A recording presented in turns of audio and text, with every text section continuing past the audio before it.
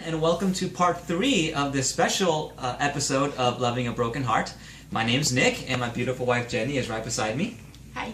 And we have our amazing friends Carrie and Kim, who are here to discuss something that, involves both the spouse and the actual CHD patient, but we wanted to give the women their say on this particular subject. Before we get to it, though, if you missed our first 2 parts, feel free to go to our website, which is lovingabrokenheart.wordpress.com, and you can find the links to all the videos there, and you can catch up to what we're talking about here. But the big question that these women have been so generous in being able to answer is, what about kids? And so, however you ladies want to take that, please take it away. Thank you.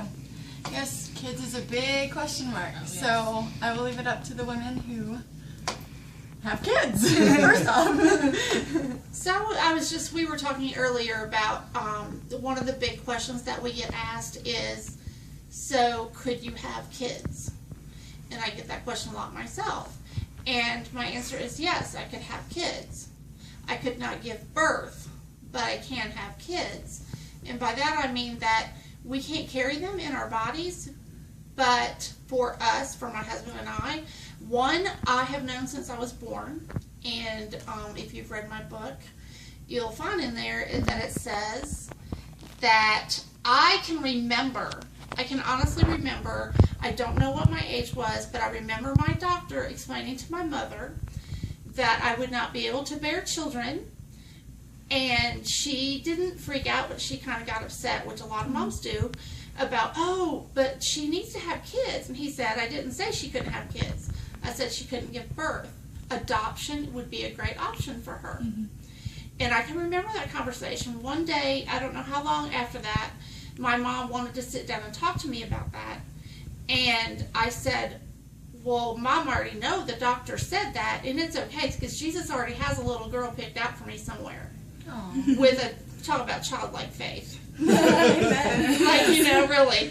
And he did.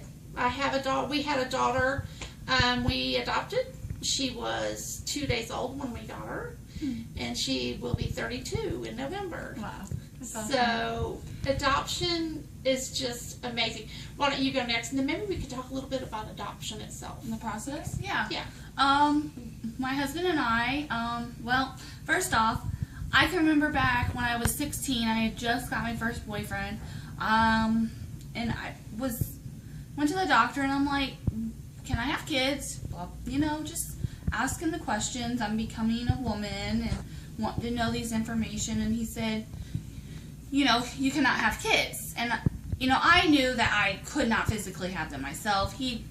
And like you said, he didn't phrase it as bearing children. He just said he couldn't have kids. But I knew what he meant, because my doctor and I had like a father-daughter relationship. So, I pretty much knew what he meant. So I knew that I could always have children, but I just couldn't physically push them out of my body or carry them in my body. So my husband and I adopted a little boy. We got a call from the birth mom, an email from the birth mom about 2 months before she was due. And then we got a phone call the day we made it official that we were matching with her, that she was actually in the hospital in labor, and that we were to be on call. Oh my gosh. To go get the baby. We did not know what she was having. It was a surprise pregnancy. She was 18, so it was like, whoop, hello, I'm pregnant. Okay, can't do this. So let's place the baby for adoption. So, oh my gosh. So I got the phone call when I was surprisingly at the bank, of all places, weird. So I called my husband and I said, we could be going to New Jersey tonight. And he's like, what? He's like, she's not due for another month. I'm like, no, they called, she's in labor. I said, I emailed her. I'm waiting for her to call me back. As soon as she calls me back, I will call you and let you know. Not as soon as I hung up with him, she was calling me and saying, yes, I'm in the hospital. I would like you guys to come up. We don't know if I'm going to actually give birth tonight or this weekend, but I would like you guys here no matter what, even if they send me home, because we could meet then.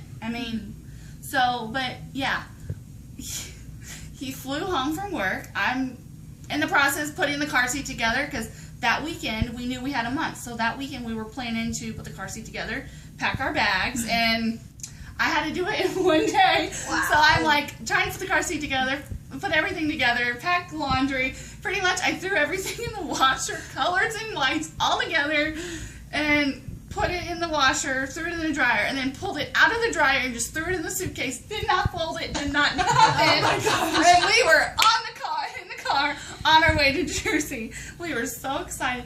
We made it to Jersey, checked into our hotel because I didn't want like everything in our car to be at the hospital because I mean just not sitting in the car. So I was like, let's just go put everything in the hotel room. We'll take the camera. That's all we really need. You know, we need our IDs, take the camera, take our wallets, you know. So we get to the hospital, you know, and we have to go through security, tell them who we're there to see. We go upstairs, and we walk in, and like 10 minutes later, she's giving birth to our child, and we got to stay in the room. Jason got to cut the umbilical cord. Oh, That's so amazing. I got the other bracelet. So, our birth mom is amazing. I love her to death. Our adoption's open, and I guess we can talk about differences. And I know your adoption is closed, and ours is open. And What about you, Jenny? yeah. Well, before we do What that, did you decide about kids? Yeah, What did how you did you decide? Well, let's see. I found out when I was 9 when I couldn't have kids, and I was devastated. But yeah, I always thought potential adoption or surrogacy. That was before I knew the price. So right now, I am a big advocate in the CHD community. The camera lady I mentor, her name is Haley. She was in the last video. And so I love what I do in the heart community so much that I feel like these are my kids. And so that's where I get my motherly fulfillment. And I am so grateful that Nick is a teacher because in a way that, like, his students are his kids because he's so, much around them. And so in a way, God has truly, truly blessed us with having that. And I've got 3, my oldest brother has 2 boys and a girl, and so I've been really close with my nephews and my niece, watching them grow up. So that's really healed the pain of not being able to have my own kids. So kids is still, like, right now, like, I don't see us ever wanting kids, but that could change. Our maturity, our lifestyle, our, right now it's no, as of right now. But it could change. Kids, question mark, still, for me. And Nick, obviously. So, yeah. But the work you do is very important. Yeah. And Thank you you. change those children's lives. Oh, thank I've you. gotten to see it with my own eyes, and you just do an amazing job, you and Nick. A lot of these kids could not do it without you. Thank you. So thank you for what you do. Very true. Thank you, Haley. I don't know what I'd do without you. So, I guess that's a wrap up, girls. You guys did great. Yeah. And, Thanks for coming. yeah. And that's it on kids so far. Take care.